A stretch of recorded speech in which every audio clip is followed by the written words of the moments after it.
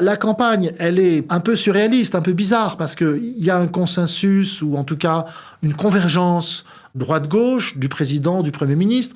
À l'époque, on est encore dans une vie politique assez simple par rapport à celle d'aujourd'hui, où vous avez des grands partis politiques, et donc le chef de chaque grand parti entraîne son parti. Il n'y a pas de division. Donc vous avez cette convergence, c'est-à-dire qu'une campagne est réussie quand ça s'oppose, quand il y a quelque chose qui discrimine, quand il y a quelque chose qui apporte et amène à la discussion.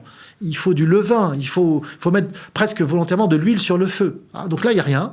Il n'y a pas de feu, si je peux dire, parce que c'est une révision importante. Mais enfin, si vous voulez, on comprend bien que c'est pas le changement d'une constitution.